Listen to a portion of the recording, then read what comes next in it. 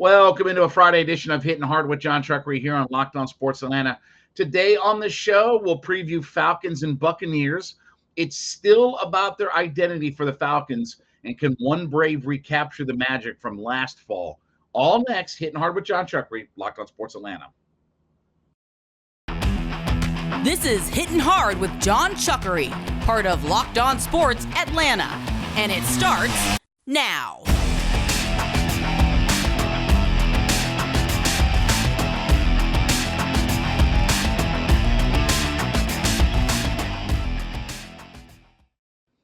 Welcome into Hittin Hard with Jon Chuckery here on Locked On Sports Atlanta. We're brought to you by Bet Online. We ask you to head to youtube.com, put Locked On Sports Atlanta into your search browser.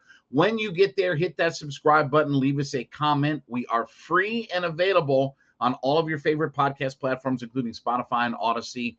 Don't forget to download us for free there. And you can now find us on Roku and Amazon Fire. So check us out on those platforms as well. Follow me at JMCH316. Well, it's another Friday, so another Falcons game coming up here on Sunday. As the Falcons are going to be in Tampa Bay, this is going to be very intriguing. You know, the Falcons have a very difficult schedule this year with the teams that they're going to line up against. You know, Browns was not going to be an easy game. Tampa. Now, let's talk about the Tampa side of things for just a second here. So, you know, in listening to some of the talking heads and things down there, you know, this is becoming must-win for Brady and the Buccaneers this week. They've lost 2 in a row after they got off to a 2-0 start.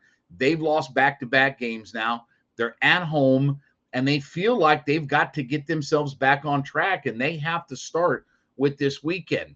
Now, obviously, there's a lot of drama that is going on down in Tampa Bay, right? Obviously, with the report this week that Brady and Giselle have gotten divorce lawyers and all that kind of stuff.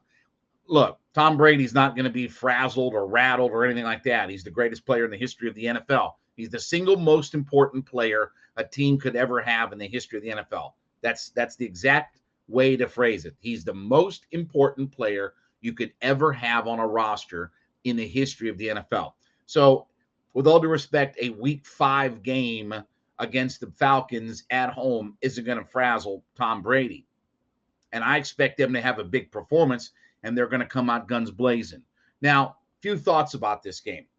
One is the Buccaneers defense is good, but not great.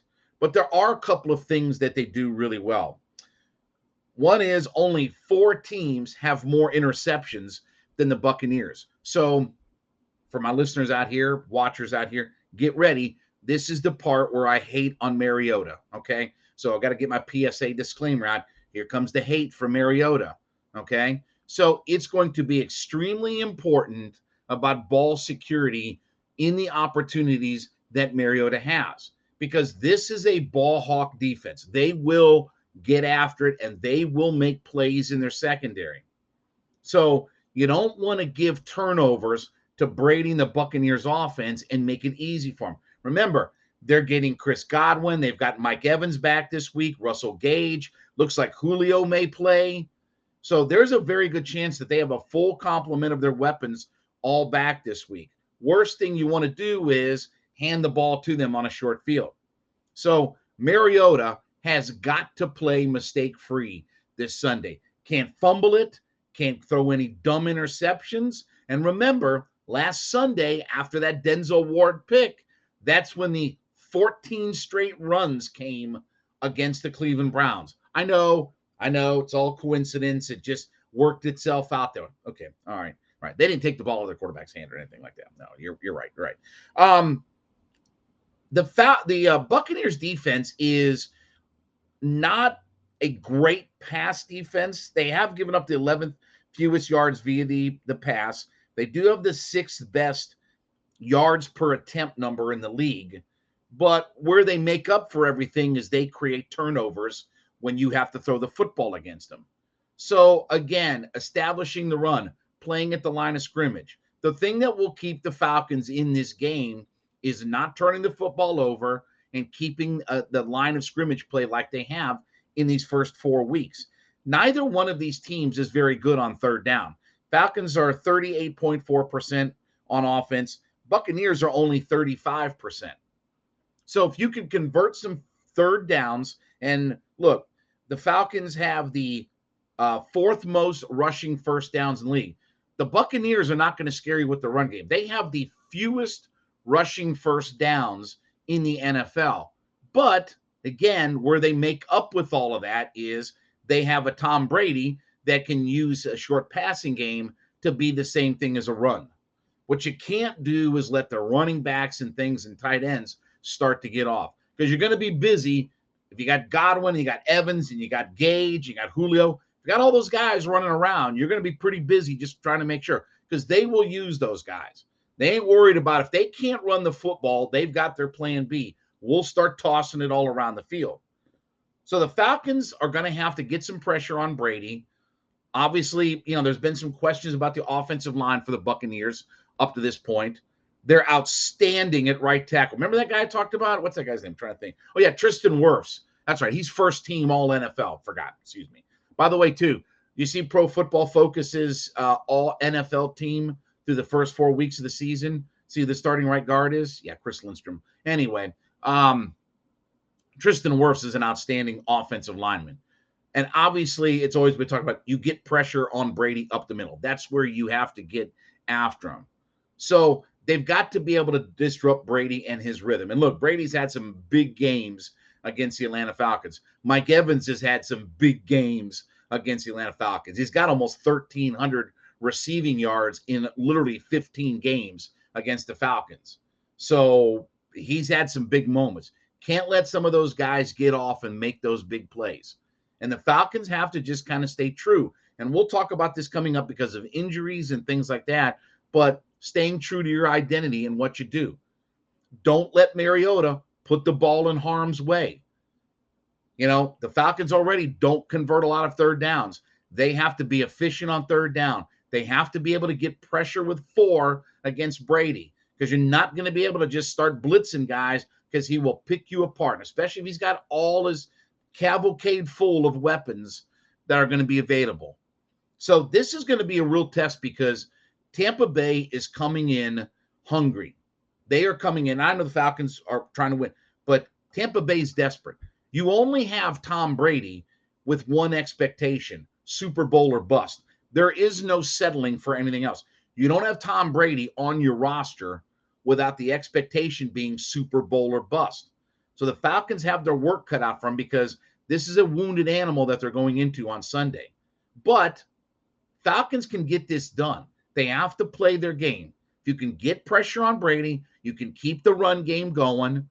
They've not been great against the run, Tampa Bay's defense, but they're pretty good. Again, they sacked the quarterback really well as well. Only 4 teams in the NFL have more sacks than the Buccaneers. So Mariota this is going to be a lot about Mariota, not because, he throws for 350 and all this and the other.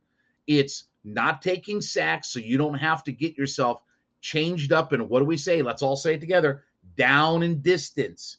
Can't create third and long. You have to stay ahead of the chains, convert some on third down.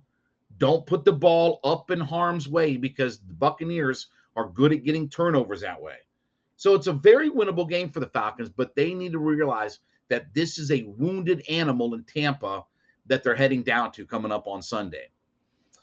All right, want to mention too, listen, don't forget, Roku and Amazon Fire are a couple of the places that you can find us, of course. Those are our new platforms that we've just integrated into. Make sure you check us out there. And don't forget, all of your favorite podcast platforms always have us available. Download us for free and leave us a 5-star review. Hey, want to talk about my friends over at Bet Online. Listen, betonline.net is the place to go for all of your sports wagering information. I don't know if you bet on that debacle of a game last night. That was as bad a performance as 2 NFL teams could have. But, you take the under in a game like that, you can find a way to win yourself some money. So what I want you to do is I want you to take that mobile device and I want you to head to betonline.net. It's where the action starts. Go there today and get all the latest news and information, scores, e-betting, podcast news, anything that you need, stats. Everything is available very easily online on your mobile device. Head to betonline.net today, where you can get involved in wagering on all different things. You want college football, you want NFL, you want golf, you want MMA, boxing, baseball playoffs are coming up. Hey, don't look now. Guess what? We're very, very close. Hawks had their first preseason game. So guess what? NBA season opens up a whole nother opportunity for you. You want to be smarter. You want to bet better. Head to betonline.net today. It's where the action starts. Now, the Atlanta Falcons, look, are dealing with some injury issues. So not just Cordero Patterson that is out and on IR. So let me start with that first. I said earlier in the week, I believe in our running game. With the way the offensive line is played, they've really played well. You have Caleb Huntley and Tyler Algier, who are both averaging over 5 yards a carry. So I don't feel like, even without Patterson, I don't feel like our running game has to take any kind of step back. It all starts with those 5 guys up front, and those guys are doing their job right now. So as far as what our philosophy is and what our identity has been and will be, there's no need to change that. Now, obviously, the other injury news that we're waiting to see is today whether Kyle Pitts practices or not. He obviously has not practiced Wednesday or Thursday, dealing with a hamstring issue. If he doesn't practice today, usually you can gauge in the NFL, if a guy doesn't practice on Friday, he won't play on Sunday, especially if you have to travel, right? So we'll see today if he practices or not. My anticipation in talking to some people is that we may not see him on Sunday. Now, how does that change things? Well, we just explained. Look, I don't want the ball in the air all that much. But Kyle, okay. I mean, can I say with all due respect to preface all of this? All right. It's not as though we're hucking it around to Kyle Pitts offensively. Okay. Kyle Pitts has been a very small piece. If you want to be honest and truthful, he's been a very small piece of the success of the Falcons offense this year. Okay. I know he's a unicorn and I know he's all these things that people keep telling me about, but we're also 4 games in and he doesn't have a touchdown and has barely seen the ball in the red zone. Didn't see it the first 2 weeks. He's not even, his snap percentages at times are very funky. Even in the red zone, we're not seeing him on the field. And I know the coach is bragging about him blocking and all this. If we drafted the number 4 guy over, why the hell didn't we just draft Penei Sewell if we needed a blocker? But anyway, that all aside. So does it hurt? Of course, because he's your unicorn and he's one of your top players and it always hurts. But the philosophy is, and certainly with what the Buccaneers do, isn't a drop back and huck it around this week. This is where staying true to your identity matters. The Falcons are not just a top 5 team rushing the football. They're a top 5 team in rushing attempts. And again, that's the number 1 stat Bill Parcells always wanted to see. Tell me what my rushing attempts are. Well, the Falcons are a top 5 team there. If you commit and you stay to the run and you keep the ball out of harm's way, because, and let me PSA, I'm about to hate on Marcus Mariota again for all the fans out there. So just get ready because there's some hate coming, okay? Woody Hayes had the famous saying that when you put the ball in the air, 3 things can happen and 2 of them are bad, right? That's Marcus Mariota. You don't want him. Yeah, well, I love to have Pitts, and please don't sell me on decoy. That's the dumbest term in the entire NFL. You never draft a guy that high to use the word decoy on. But the Falcons' identity is to line it up and come at you. With our offensive line moving you backward, with our running backs coming in, Huntley is a one-cut-and-go guy. Algier can bang you through the tackles. And when you get down deep in the red zone, you add in Marcus Mariota's ability to make plays with his legs. And now you put lots of pressure on the defense. So, yes, while it sucks that Kyle Pitts is not, possibly going to play this week, and even if he does play this week, it makes you wonder how much mobility does he have. Hamstrings are one of those things that don't get better by playing. Hamstrings only get better by therapy and rest. Literally, that's it. For an NFL player, therapy and rest is the only thing you can do to give your hamstring any sort of relief. But our identity is line up and run it right at you. Will the Falcons run for another 200 yards this weekend? I don't know. Could the Falcons run for 125, 150 yards? I think absolutely. I think we have the two guys at running back that can handle that workload. I know our offensive line can block. And if you can keep the chains moving and keep the ball out of out of Marcus Mariota's hands, the loss of Kyle Pitts isn't felt as hard. You're still going to have London and Zacchaeus and guys, so you're still going to make some plays in the passing game, play action or what have you. But remember, last week in the game, the Falcons only gained 52 yards on designed pass plays, meaning that the rest of their passing yards came off of run fake plays that turned into a pass, right? The RPOs and things like that. So on pure designed pass plays, they only picked up 52 yards. Now think about that. In 2022 NFL, they only threw for 52 yards on designed pass plays without any sort of run fake involved in it. That's Chris Weinke-like numbers from when he played the Falcons at the Georgia Dome a decade or more ago. So, look, I understand and what Pitts means and this, that, and the other. But number one is they have some weapons in the passing game. Number two is, though, most importantly, is their identity is to line it up and come after you. And they don't change. And that's one of the other things I love about Arthur Smith, as we've been bragging on him all week long, is staying true to his identity. Not getting cute, not getting caught off guard. Has he made some mistakes in his play calling? Sure, every guy does in the league. Nobody's a flawless play caller, okay? But he learned his lesson after his quarterback threw a pick. Oh, by the way, let me back up. PSA, I'm about to hate on Mariota again. When his quarterback threw a bad pick and turned it over in that second half, what did he do? He learned from his mistake. You know what? Let me take the ball out of his hands.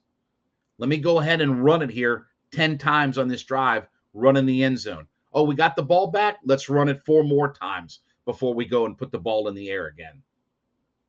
That's why it's so important to keep your identity, keep the chains moving, pick up short yardage. And I like the contrast between Huntley and Algier, what those guys can give you. Look, they may need Mariota to pick up some plays with his legs this week. This may be one of those weeks where, you know, if Marcus Mariota had more rushing yards than passing yards, I wouldn't feel bad about that at all. But this is all about the Falcons staying true to their identity. And if they do that, I think they give themselves a really good chance to win on Sunday.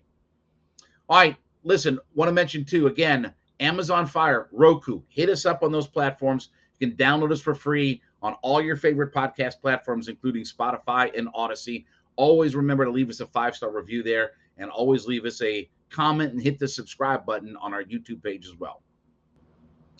So obviously last fall, when the Braves were making their World Series run, so much of their success came from the 3-headed monster of outfielders that they went and Alex Anthopoulos acquired at the trade deadline, right? Actually, Jock Peterson was a little bit before that, but the Jock Peterson, who helped you basically win the Milwaukee series, Eddie Rosario, who was the NLCS MVP, and Jorge Soler, who was the World Series MVP.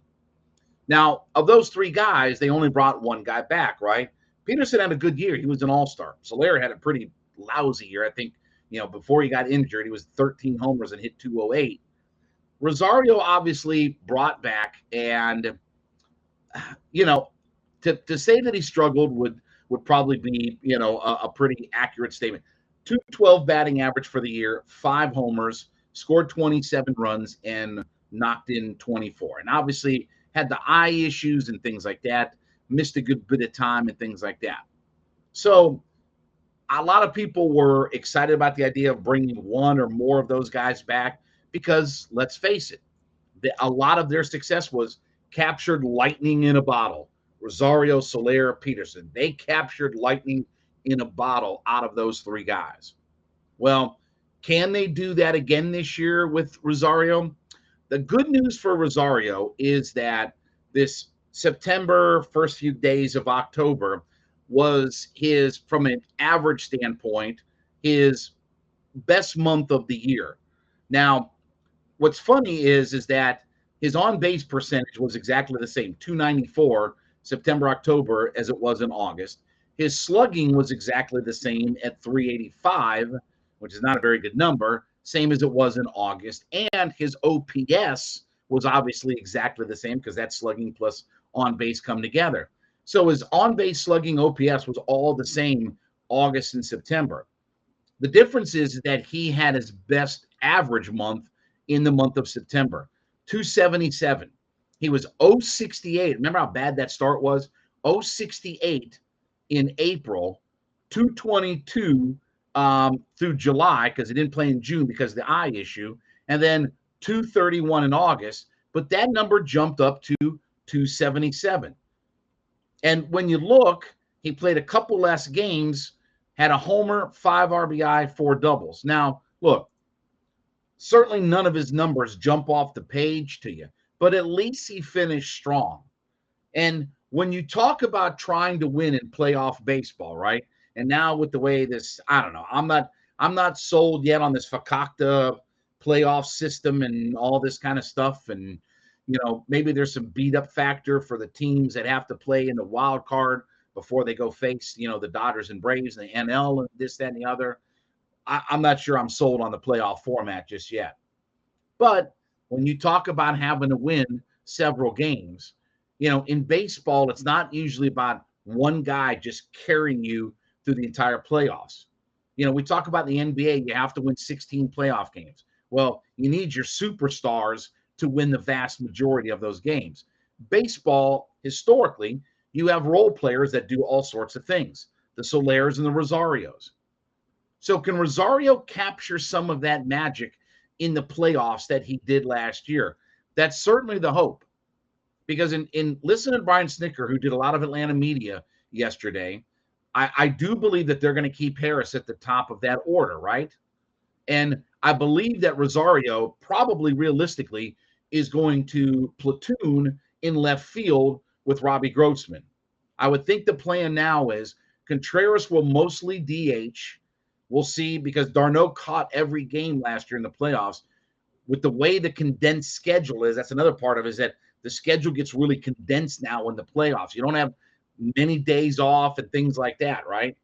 So we'll see if d'Arnaud catches every day, but my anticipation would be d'Arnaud catch, Contreras at DH, and then they'll platoon Rosario and Grossman. And those are the kinds of guys that when you get into playoff baseball, a game-winning homer here. I remember the Indians in 97. One of the unsung heroes on that team, and one of the guys who really helped them win the Baltimore series, win the ALCS, was Tony Fernandez, who was sort of a platoon second baseman, former shortstop, former Blue Jay, came over and he crushed left-handed pitching and hit a home run off Mike Mussina and helped them win the ALCS, right? So it's those kinds of guys. Lemke, all right, let's stay here in Atlanta. Mark Lemke, guys like that. So the hope is guys like Rosario, Grossman can do some things because they are going to be a spot in your order. One of those two guys is pretty much going to play. I don't think they're going to play Ozuna. I think Ozuna's role in the playoffs is going to be he's our power bat off the bench. He's not going to DH. He's not going to play left field. I think his role is going to be, hey, we need a 2-run homer to get back in this game.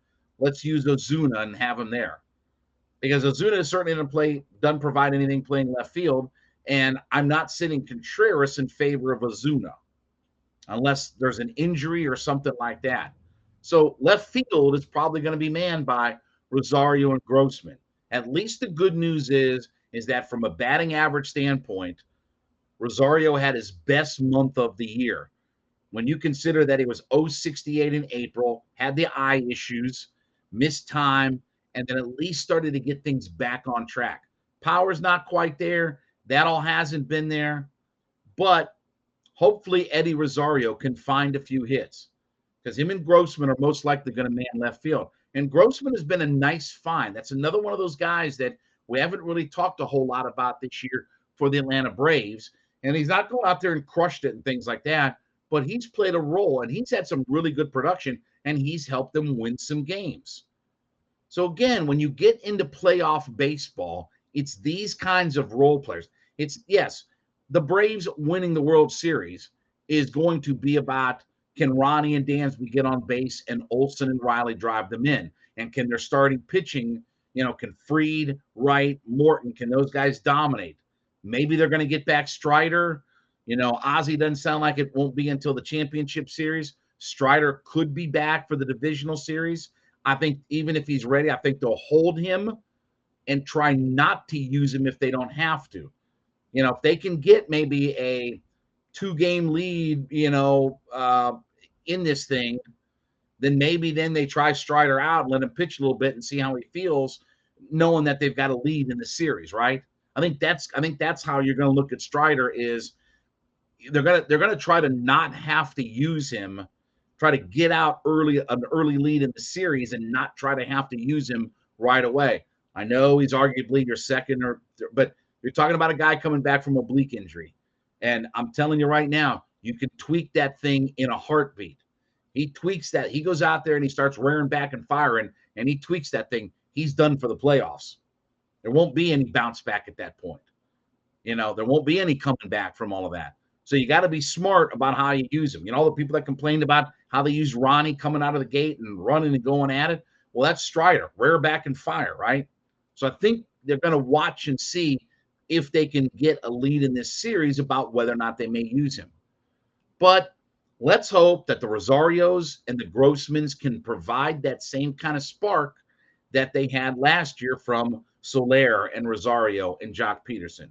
Because those are the kinds of guys, when you talk about playoff baseball, a lot of times those are the names that we talk about. It's not always Reggie Jackson or Ronald Acuna Jr., Matt Olson. It's about role players. It's about Mark Lemke and Eddie Rosario and Jorge Soler. So the Braves will get ready on Tuesday as we watch this weekend to see if it's going to be Cardinals or Phillies. Let's hope it's the Phillies, because I think they got a much better matchup there.